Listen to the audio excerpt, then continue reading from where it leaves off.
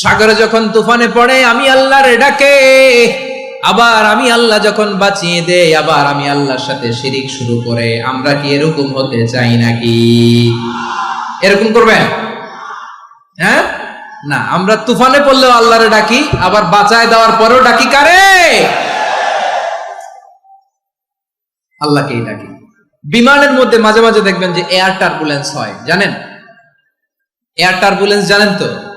মাঝে মাঝে বিমানটা বাউন্সিং করে, বাম্পি, ভেরি বাম্পি ওয়েদার। শোনেন নাই? 40,000 ফিট উপরে যখন থাকে তখন পাইলট মাঝে মাঝে বলে, dear passengers, ladies and gentleman, right now we are flying 40,000 feet above the ground and we are passing very air turbulence, very heavy air turbulence right now. Please fasten your seat belt. দেখবেন মাঝে মাঝে বলে যে, ভদ্র মহিলা, ভদ্র মহোদয়গণ, আমরা 40,000 ফিট উপর দিয়ে যাচ্ছি আর এয়ার টার্বুলেন্স ফেস করছি, মেহেরবানি করে আল্লাহর হস্তে সিট বেল্ট বাঁধুন। তখন বিমানটা এরকম বাউন্সিং করে, শেকিং করে। আপনারা মুখোমুখি হয়েছেন? ইদানিং এই এয়ার টার্বুলেন্স বেড়ে গিয়েছে। গত বছর আমার ইন্টারন্যাশনাল অনেকগুলো ফ্লাইট ছিল, তো আমি দেখলাম যে আগের ফ্লাইটগুলোর তুলনায় এখন এয়ার টার্বুলেন্স খুব বেশি। আমি একটু রিসার্চ করে দেখলাম, ক্লাইমেট চেঞ্জের কারণে, জলবায়ু পরিবর্তনের কারণে আকাশের বাতাসের মুভমেন্টে পরিবর্তন হয়েছে, ফলে এখন বিমান শেকিং করে বেশি, বাউন্সিং, বাম্পি ওয়েদার। তো বলেন তো, 40,000 ফিট উপরে যখন আপনি, কয় হাজার ফিট? সবাই বলুন, কয় হাজার ফিট? 40,000 ফিট উপরে যখন আপনি, তখন যখন বিমানটা এরকম বাউন্সিং করে, সবাই যখন ভমিটিং করে বিমান নষ্ট করে দেয়, বমি করে, তখন বাঁচানোর কে আছে আল্লাহ ছাড়া? কেউ আছে? ওই মুহূর্তেও সবাই মিলে একজনের ডাকে আওয়াজ করে বলেন, তিনি কে? মাঝে মাঝে কিছু সোশ্যাল মিডিয়ায় কিছু ভিডিও পাওয়া যায় যে হেভি যখন এয়ার টার্বুলেন্স হয়, 10 সেকেন্ড 15 সেকেন্ডের কিছু ভিডিও পাওয়া যায়, বিমানটা এরকম বাউন্সিং করছে, বাম্পি ওয়েদার, কাঁপছে, মানুষগুলো বমি করছে, অক্সিজেন মাস্কগুলো সব ঝুলে পড়েছে, বিমানটা শুধু কাঁপছে। তখন দেখবেন বিমানের ভেতরেও এরকম লঞ্চের মতো চিৎকার আছে না নাই? বিমানের ভেতরেও তখন চিৎকার। গত বছর হিথ্রো এয়ারপোর্ট থেকে সিঙ্গাপুর এয়ারলাইন্সের একটা ফ্লাইট, হিথ্রো টু চাঙ্গি, একটা ফ্লাইটে এমন বেশি এয়ার টার্বুলেন্সের শিকার হয়েছিল ওই এয়ারক্রাফটটা, 33 জন যাত্রী সেখানে আহত হয়েছে, একজন যাত্রী নিহত হয়েছে। কেবিন ক্রুজ, এয়ার হোস্টেস যারা আছে, একজনের নাক ফেটে, চোখ ফেটে, কপাল ফেটে, ব্লিডিং হয়ে শয়লা। প্রিয় ভাইরা, ওই 40,000 ফিট উপরে বিমানটা যখন কাঁপবে, তখন আমাদেরকে আল্লাহ ছাড়া আর কেউ বাঁচানোর আছে? এত আসতে বললে হবে? ওই কঠিন মুহূর্তে আমার বাবা আমারে বাঁচাতে পারে, আমার বন্ধু আমারে বাঁচাতে পারে। এই গ্রাউন্ডে, জমিনের বুকে আমার প্রোটোকল, আমার ক্ষমতা, আমার দাম্ভিকতা, কোনো কিছু আমারে বাঁচাতে পারে একজন ছাড়া। চিল্লায় বলতে হবে, তিনি কে? সে আল্লাহ বললেন, গোলাম, আমি বিপদের সময় ঠিকই তোমাদের বাঁচিয়ে নেই। ওই বিমানের ভেতরে 40,000 ফিট উপরে যখন তোমরা এয়ার টার্বুলেন্সের শিকার হও, তখন নাস্তিকও আল্লাহরে ডাকে, হিন্দু আল্লাহরে ডাকে। জোরে বলেন ঠিক কিনা?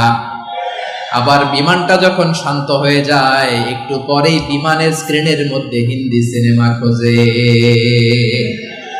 বিমানের স্ক্রিনে কিন্তু বিশাল ওখানে আফলাম, ফিল্মের একেবারে বোঝাই করা। বিমানটা শান্ত হলে আবার হিন্দি সিনেমা দেখা শুরু করে। একটু আগে ডাকছিল কারে? দেখবেন বাংলাদেশে আমাদের ক্রিকেটাররা যখন অন্য কোনো দেশের সাথে খেলে, অনেক সময় এমন হয়, বল বাকি একটা, রান দরকার 6টা। বল বাকি কয়টা? পটুয়াখালী বোঝে নাই বোধহয়। বল বাকি কয়টা? রান দরকার। আপনি দেখবেন ক্যামেরাম্যান তখন গ্যালারিতে খালি দেখায় দর্শকদের যে কি অস্থিরতা। হিপ হপ স্টাইলের মেয়েটা, যে মেয়েটার ওড়না এতক্ষণ ছিল গলায়, এতক্ষণ কইছিল, ওই মেয়েটা দেখবেন ওড়নাটা টেনে মাথায় দিয়ে এরকম মুনাজাত ধরতেছে, আল্লাহ আল্লাহ, একটা সক্কা, আল্লাহ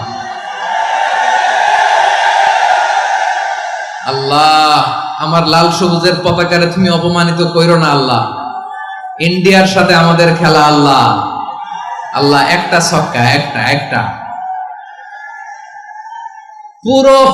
পুরো খেলা জুড়ে এই মেয়ের ওড়না ছিল গলায়, কিন্তু যখন 1 বলে 6 রান দরকার, ওড়না চলে আসছে কোথায়?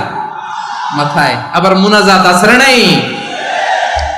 ঠিকই বাংলাদেশের দামাল ছেলে এমন এক শট মারলো, বল চলে গেল স্টেডিয়ামের বাইরে, ছক্কা, জিতে গেলাম আমরা।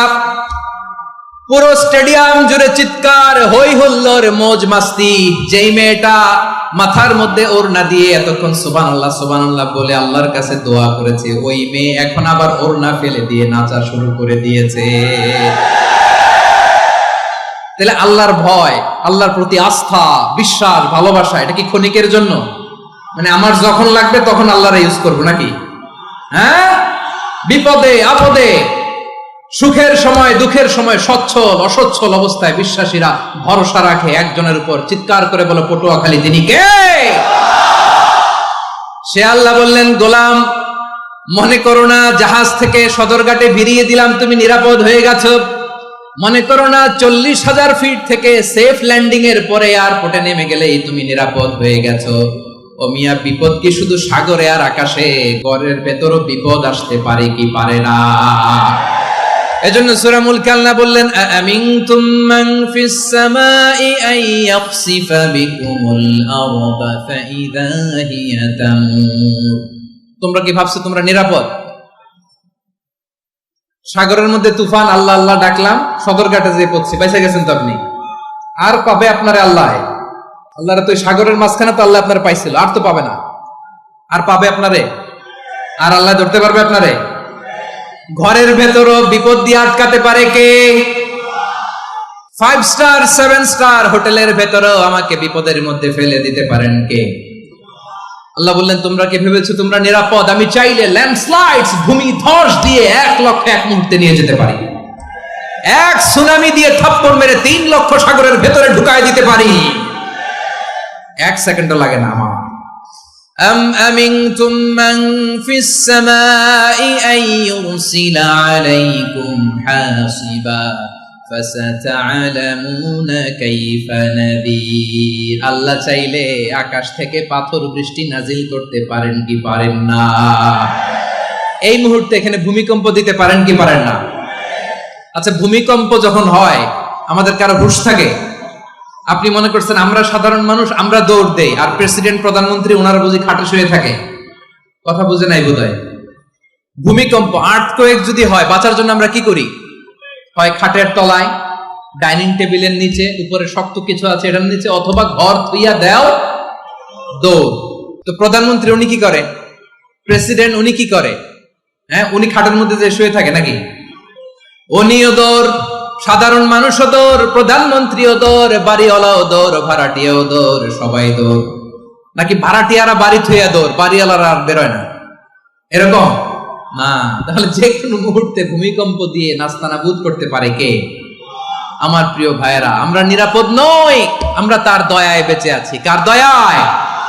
এজন্য আল্লাহ বললেন, গোলাম যে কোনো মুহূর্তে বিপদ দিয়ে তোমাদেরকে নাস্তানাবুদ করতে পারি। বিশ্বাসী বলে যদি নিজেকে দাবি করো, সব সময় ডাকতে হবে একজন সত্তাকে। বলেন তিনি কে? এই কথা ক্লিয়ার? এই সবগুলো উদাহরণ শেষে সবার কাছে ক্লিয়ার হয়েছে না যে বিপদ থেকে, আপদ থেকে, পরীক্ষা থেকে, ক্যালামিটি থেকে আমাদেরকে কেউ বাঁচাতে পারে না একজন সত্তা ছাড়া।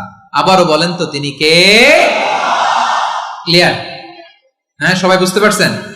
আচ্ছা, এবার আমরা দেখি বিষ্ণু ঈসা ইসলামের জীবনে বিপদ আপদ ছিল কিনা।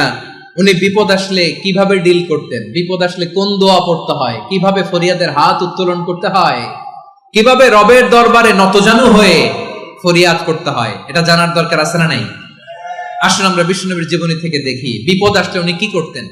বিপদ আসলেই প্রথমে বিষ্ণু ঈসা ইসলাম একটা দোয়া পড়তেন। কি পড়তেন? তিনি পড়তেন, ইন্না লিল্লাহি ওয়া ইন্না ইলাইহি রাজিউন। নিশ্চয় আমরা আল্লাহর জন্য, নিশ্চয় আমরা কার দিকে ফিরবো ভাই? আবার কার দিকে ফিরবো? আওয়াজ করে বলুন তো, আমরা এসেছি কার কাছ থেকে, আবারও ফিরে যাব কার কাছে? এজন্য বিষ্ণুই পড়ছেন, ইন্না লিল্লাহি ওয়া ইন্না ইলাইহি রাজিউন। নিশ্চয় আল্লাহর জন্য, ওই আল্লাহর দিকেই আমরা ফিরে যাব। তারপরে বিশ্বনবী পড়তেন, আল্লাহুম্মা আজুরনি ফি মুসিবাতি ওয়াখলুফ লি খায়রাম মিনহা। একসাথে প্রথমে পড়তেন ইন্না লিল্লাহি ওয়া ইন্না ইলাইহি রাজিউন, তারপর পড়তেন আল্লাহুম্মা আজুরনি ফি মুসিবাতি ওয়াখলুফ লি খায়রাম মিনহা, মানে আল্লাহ এই যে আমি বিপদে ধৈর্য ধারণ করলাম এটার সওয়াব তুমি আমারে দাও, আর যেটা হারালাম এর চেয়ে ভালো কিছু দিয়ে মেকআপ করে দিও, ভালো কিছু দিয়ে বদল করে দিও। সুবহানাল্লাহ পড়েন। তাহলে বিপদ আসলে আমরা কি পড়ব? কথা বলেন। এই যে আমি শুয়েছিলাম, নাশিদ গাচ্ছিল ওরা, এদেশে পরস্পরে দেখা হলে দেয় সালাম, এদেশে আমজনতার হৃদয় জুড়ে পাক কালাম, এদেশে বিপদ এলে সর্বজনে সর্বক্ষণে দোয়া পড়ে ইন্না লিল্লাহ। কি পড়ে? সুবহানাল্লাহ সুবহানাল্লাহ সুবহানাল্লাহ সুবহানাল্লাহ। এদেশে আজান শুনে সূর্য ওঠে শহর গ্রামে, এদেশে আজান শুনে সূর্য ডুবে সন্ধ্যা নামে, এদেশে সকল কাজে সবাই বলে বিসমিল্লাহ, এদেশে ভালো কিছু দেখে শুনে হাসি মুখে সবাই বলে মাশাআল্লাহ। সুবহানাল্লাহ পড়ে। তাহলে বিপদ এলে আমরা কি পড়ি? কথা বুঝলে সবাই উত্তর দিতে হবে, বিপদ এলে কি পড়ি? তাহলে বিপদ এলেই আমরা এখন থেকে ইন্না লিল্লাহ পড়বো, নাকি হাই হুতাশ করবেন? একদল আছে হাই হুতাশ করে, হায় আল্লাহ রে মোর কি হইল রে, মুই কি হরমু রে, মুই কমবে যামু রে, আছে না নাই? এরকম বিলাপ করতে নিষেধ করেছেন বিশ্বনবী। কি করব, কই যাব, কি হবে, হায় হায়, এরকম হাহুতাশ আছে না নাই? বিশ্বাসীরা হাহুতাশ করে না, তারা ইন্না লিল্লাহ পড়ে। কি পড়ে মনে থাকবে? আমরা পড়বো ইন্না লিল্লাহি ওয়া ইন্না ইলাইহি রাজিউন। নিশ্চয়ই আমরা আল্লাহর জন্য, আমরা আল্লাহর দিকেই ফিরে যাব। এরপর পড়বো আল্লাহুম্মা আজুরনি ফি মুসিবাতি ওয়াখলুফ লি খায়রাম মিনহা। আল্লাহ আমি যে বিপদে ধৈর্য ধারণ করলাম এটার সওয়াব দিও, আর যা হারালাম তার চেয়ে ভালো কিছু দিয়ে বদল করে দিও। সুবহানাল্লাহ পড়েন। বিশ্বনবীর হাদিস শুনলেন উম্মে সালামা রাদিয়াল্লাহু তাআলা আনহা, ওনার স্বামী হলো আবু সালামা। মজার ঘটনা খেয়াল করে শুনেন আমার প্রিয় কলিজার টুকরা ভাইয়েরা, কানগুলো খরগোশের কানের মতো খাড়া করে আমার দিকে তাকান। সাইয়্যিদাতুনা উম্মে সালামা রাদিয়াল্লাহু তাআলা আনহা, ওনার স্বামীর নাম আবু সালামা। শ্রেষ্ঠ দম্পতি, শ্রেষ্ঠ ফ্যামিলি। প্রথমে হিজরত করেছিলেন হাবাসায়, পরে হিজরত করেছেন মদিনায়। উহুদ যুদ্ধের পরে ওনার স্বামী আবু সালামা ইন্তেকাল করলো, শহীদ হলো। সুবহানাল্লাহ পড়েন। যখন আবু সালামা ইন্তেকাল করলো, উম্মে সালামা রাদিয়াল্লাহু তাআলা আনহা কেঁদে কেঁদে হয়রান। আর নবীর শিখানো বাণী অনুযায়ী তিনি বারবার পড়ছিলেন ইন্না লিল্লাহ। কি পড়ছিলেন? জামু কি হরমু এগুলো বলে নাই, কি বলছে? ইন্না লিল্লাহ। যেহেতু বিশ্বনবী বলেছেন কেউ যদি বিপদের প্রথম ধাক্কায় পড়ে ইন্না লিল্লাহি ওয়া ইন্না ইলাইহি রাজিউন, আল্লাহুম্মা আজুরনি ফি মুসিবাতি ওয়াখলুফ লি খায়রাম মিনহা, তাহলে এই বিপদে যে সে যা হারালো তার চেয়ে শ্রেষ্ঠ কিছু দিয়ে আল্লাহ তার বদল দিয়ে দিবে। এই হাদিস শুনে উম্মে সালামা রাদিয়াল্লাহু তাআলা আনহা ওনার প্রাণ প্রিয় স্বামী আবু সালামার ইন্তেকালের পরে চোখের পানি ছাড়ে, আর পড়ে ইন্না লিল্লাহি ওয়া ইন্না ইলাইহি রাজিউন, আল্লাহুম্মা আজুরনি ফি মুসিবাতি ওয়াখলুফ লি খায়রাম মিনহা। বারবার এই দোয়া পড়ে চোখের পানি ছাড়ে, এই দোয়া পড়ে চোখের পানি ছাড়ে, আর মনে মনে বলে আবু সালামার মতো ভালো মানুষ মদিনাতে নাই, আবু সালামার চেয়েও ভালো মানুষ মদিনাতে নাই, তার চেয়ে ভালো মানুষ কি করে আল্লাহ তাআলা আমারে দিবে, তার চেয়ে ভালো মানুষ তো আমি মদিনাতে দেখি না। চোখের পানি দিয়ে বুক ভাসায় আর নবীর হাদিসের উপর আমল করে পড়ে ইন্না লিল্লাহি ওয়া ইন্না ইলাইহি রাজিউন, ইন্না লিল্লাহি ওয়া ইন্না ইলাইহি রাজিউন। পড়তে পড়তে চোখের পানি ছাড়ে, আর চিন্তা করে বিশ্বনবী বললেন এই দোয়া পড়লে যেটা হারালাম তার চেয়ে ভালো কিছু দিয়ে আল্লাহ পুরস্কার দেয়। আবু সালামার চেয়ে ভালো মানুষ মদিনার মধ্যে আর কে হতে পারে? কি আজীব তামাশা, কি অবাক করা ঘটনা। কিছুদিন পরে দেখা গেল সাইয়্যিদুল মুরসালিন রাহমাতাল লিল আলামিন স্বয়ং বিশ্ব নবী উম্মে সালামাকে বিয়ের প্রস্তাব পাঠিয়েছে। স্বয়ং বিশ্ব নবী উম্মে সালামা রাদিয়াল্লাহু তাআলা আনহাকে বিয়ের প্রস্তাব পাঠিয়েছেন। উনি রাজি হয়ে গেলেন, বিয়ে হয়ে গেল, উনি হয়ে গেলেন উম্মুল মুমিনিন, আমাদের মা, পুরো মুসলিম উম্মার মা। চিৎকার করে বলেন আল্লাহু আকবার। তাহলে আমার প্রাণ প্রিয় ভাইরা, বিপদে পড়লে আমরা পড়বো ইন্না লিল্লাহি ওয়া ইন্না ইলাইহি রাজিউন, আল্লাহুম্মা আজুরনি ফি মুসিবাতি ওয়াখলুফ লি খায়রাম মিনহা। পড়বেন পড়বেন না? যারা যারা বিপদ আসলে এই দোয়াটা পড়বেন এখন থেকে আওয়াজ করে ইনশাআল্লাহ বলেন। যা হারাইছেন তার চেয়ে শ্রেষ্ঠ জিনিস দিয়ে বদলা দিবে কে? বিশ্বাস হয়? একটু সন্দেহ লাগে মনে হয়, একটু সন্দেহ আছে? যাদের বিশ্বাস হবে তাদেরকে আল্লাহ উত্তম বদলা দিবে, ঠিক কিনা বলেন? তাহলে বিপদে পড়লেই প্রথমে আমরা এটা পড়ব। দোয়াগুলো যদি এখন মুখস্থ না হয়, এই যে রেকর্ডিং হচ্ছে, পেয়ে যাবেন, কালকেই পেয়ে যাবেন। শুনে শুনে মুখস্থ করবেন। আমার মায়েরা, আমার বোনেরা, আপনাদের জন্য 3টি মাঠের অ্যারেঞ্জমেন্ট করা হয়েছে, আমি জানি।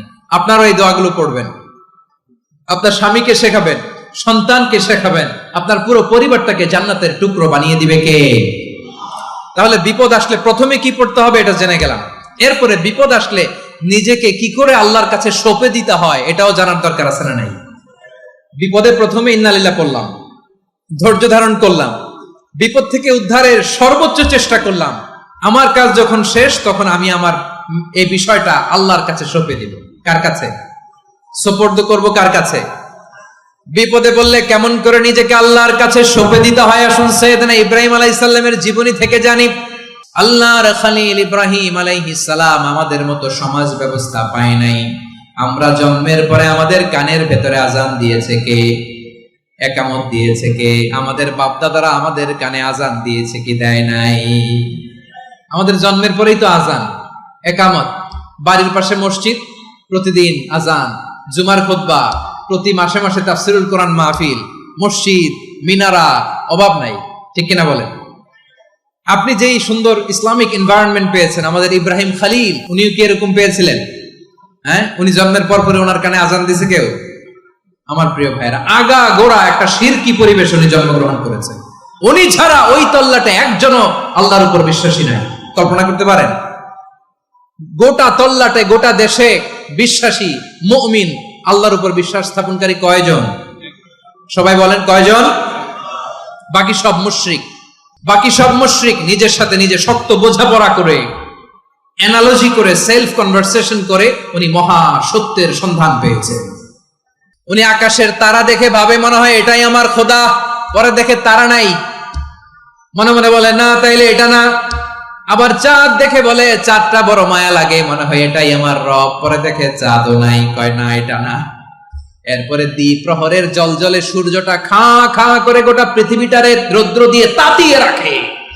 তিনি ভাবলেন মনে হয় এটাই আমার রব, কারণ এটাই তো সবচেয়ে বড়। কিন্তু বিকেল বেলা ওই সূর্যটাও যখন চলে যায়, সাইয়েদনা ইব্রাহিম বলে না এটাও তো নাই, আমার খোদা যদি আমারে ছেড়ে চলে যায়, বিপদে পড়লে আমারে উদ্ধার করবে কে? এভাবে নিজের সাথে অ্যানালজি, সেলফ কনভারসেশন করতে করতে করতে তিনি মহা সত্যের সন্ধান পেয়েছেন। সুবহানাল্লাহ পড়েন। সব শেষে তিনি ডিসিশন নিয়ে ঘোষণা দিলেন, ইন্নী ওয়াজ্জাহতু ওয়াজহিয়া লিল্লাযী ফাতারাস সামাওয়াতি ওয়াল আরদা হানিফান ওয়া মা আনা মিনাল মুশরিকিন। নিশ্চয় আমি এমন সত্তার দিকে মনোনিবেশ করলাম, মুখাপেক্ষী হলাম, যিনি আকাশ বানিয়েছেন, জমিন বানিয়েছেন, আমি মুশরিক নই। সুবহানাল্লাহ। পারতেন? আপনি পারতেন? কেউ নাই, লক্ষ লক্ষ মুশরিক, আপনি একা। ওনার মতো এরকম বিচক্ষণতা দিয়ে আল্লাহরে খুঁজে পাইতে পারতেন আপনি? কি নবী ছিল, আল্লাহকে খুঁজে পেয়েছে। যখন আল্লাহর ইবাদত শুরু করলো, এই কথা ছড়ায় পড়লো চারদিকে। নমরুদ সাইয়েদনা ইব্রাহিমকে ডেকে পাঠালেন। নমরুদ বলে, ইব্রাহিম তুমি নাকি মূর্তির পূজা না করে কোন নতুন রবের ইবাদত করো, কে তোমার রব? সাইয়েদনা ইব্রাহিম বললেন, রব্বি আল্লাযী ইউহয়ী ওয়া ইউমীত, আমি এমন রবের ইবাদত করি যিনি জীবন দেন, যিনি মৃত্যু দেন। নমরুদ বলে, তাই নাকি? তোমার রব জীবন দেয়, মৃত্যু দেয়, আর এটা তো আমি দেই, আমিও তো জীবন দেই, আমিও তো মৃত্যু দেই। সাইয়েদনা ইব্রাহিম বললেন, কেমন করে তুমি জীবন দাও, মৃত্যু দাও, একটু দেখাও তো। নমরুদ জেলখানা থেকে দুজন কয়েদিকে ডেকে আনলো, কয়েদি এনে অর্ডার করলো, একটাকে এখনই শিরোচ্ছেদ, হেড অফ, ডেথ পেনাল্টি, মৃত্যুদণ্ড দেয়া হলো, ফিনকি দিয়ে রক্ত বেরোলো। নমরুদ বলে, দেখো দুজনকে ধরে আনলাম, একজন কয়েদিকে দিলাম ডেথ পেনাল্টি, মৃত্যুদণ্ড, ওরে মৃত্যু দিলাম। আরেকজন যে দাঁড়িয়ে আছে, চাইলে ওরেও আমি মৃত্যুদণ্ড দিতে পারি, কিন্তু না, ওরে আমি দিব না, ওরে আমি বাঁচাইয়া দিলাম, ছেড়ে দিলাম, মানে জীবন দিলাম। দেখো ইব্রাহিম, তোমার চোখের সামনে একজনকে মৃত্যু দিলাম আর একজনকে জীবন দিলাম। আপাত দৃষ্টিতে তাই তো, একজনরে তো জীবন দিল, আরেকজনরে মৃত্যু দিল। সাইয়েদনা ইব্রাহিম আবার বিপাকে পড়ে গেলেন। কিন্তু এক একজন নবীকে আল্লাহ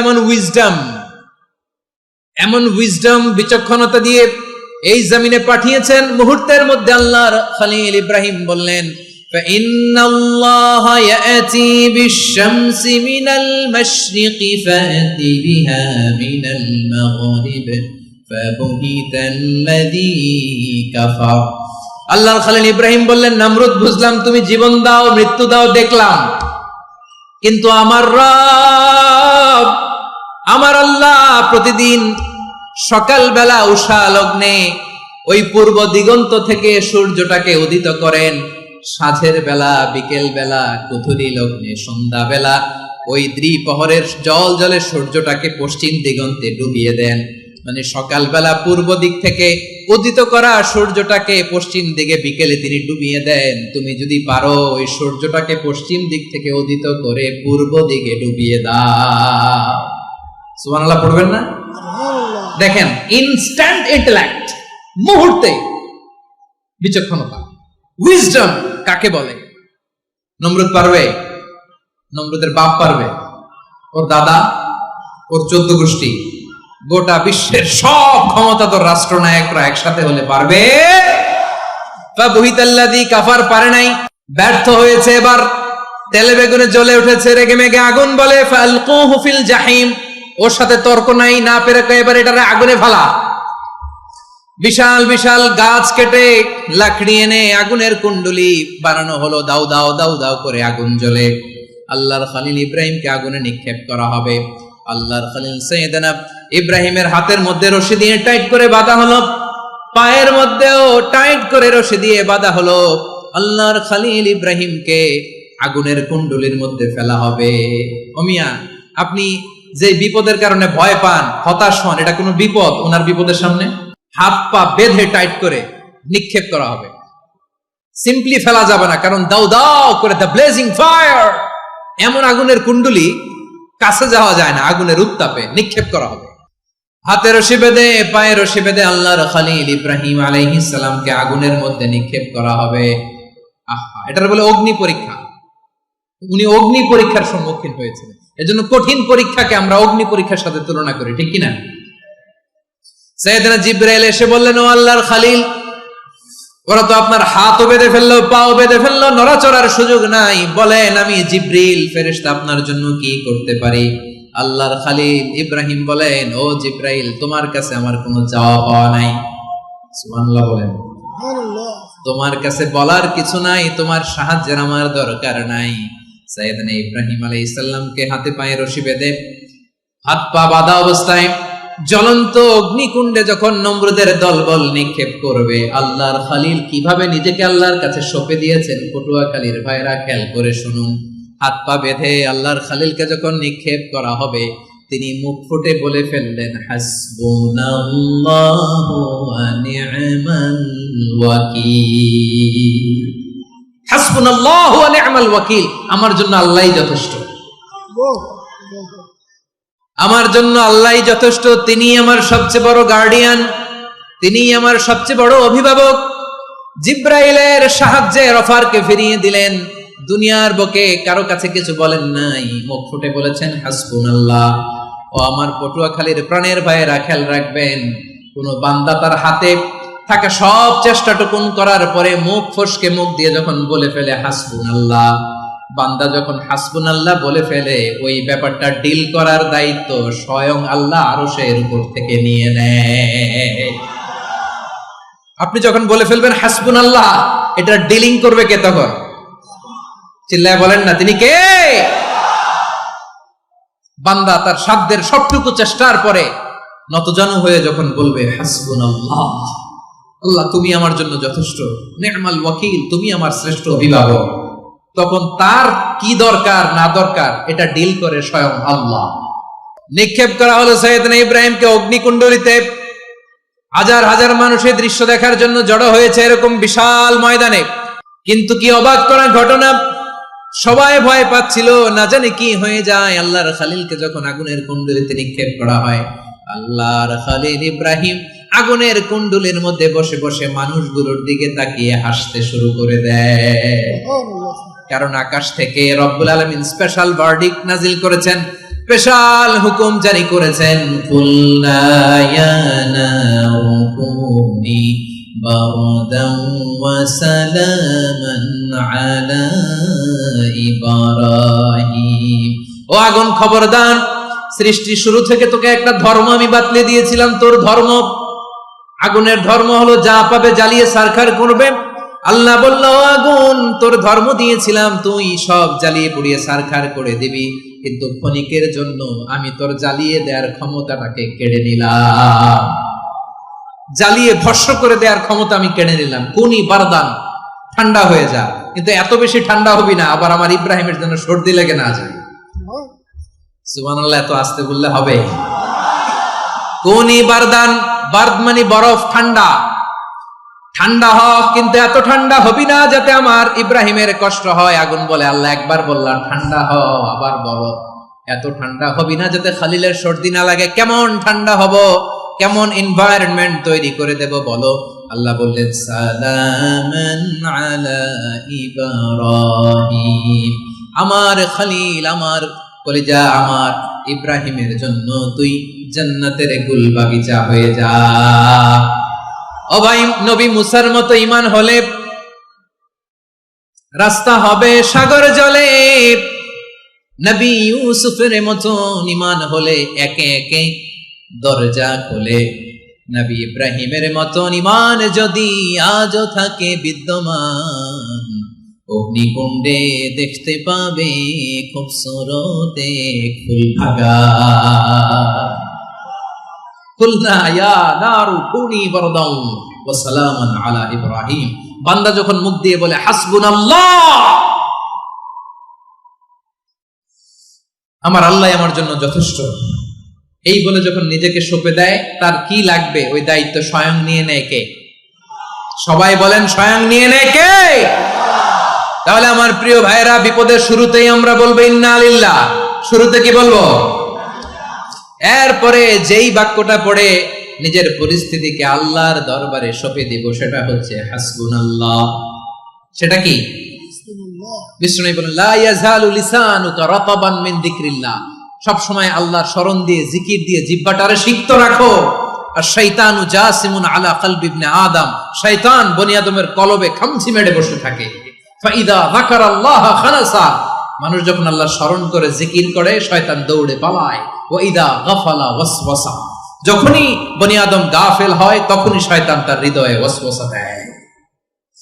এজন্য বিপদে পড়লে ইন্না লিল্লাহ, নিজের সব টুকুন করার পরে, নিজের রোল প্লে করার পরে নিজেকে আমরা কি বলে সঁপে দিব? সবাই বলেন, সবাই বলতে হবে, আরো জোরে বলে,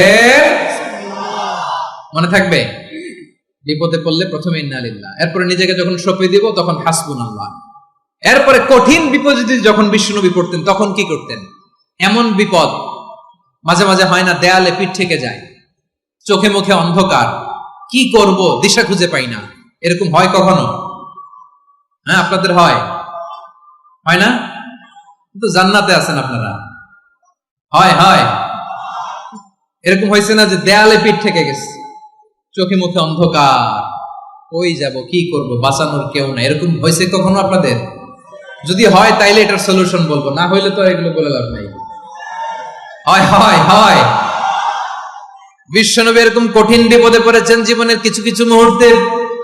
ওই মুহূর্তে বিশ্বনবী স্পেশাল দুইটা দোয়া পড়তেন, এই দোয়াগুলো আপনাদেরকে জানিয়ে দেয়। বিশ্বনবী বলেন, কঠিনতম বিপদে যখন পড়বা, দেয়ালে পিঠ থেকে যায়, চোখে মুখে অন্ধকার, বাঁচার কোনো উপায় নাই, তখন পড়বা লা ইলাহা ইল্লা আনতা সুবহানাকা ইন্নী কুনতু মিনাজ জালিমিন। আল্লাহ, তুমি ছাড়া কোনো ইলাহ নাই, তুমি পবিত্র, নিশ্চয় আমি জালিমদের অন্তর্ভুক্ত। সুবহানাল্লাহ বলেন। এই দোয়া সাইয়েদনা ইউনূস আলাইহিস সালাম পড়েছিলেন যখন মাছের পেটে ছিলেন। কিসের পেটে?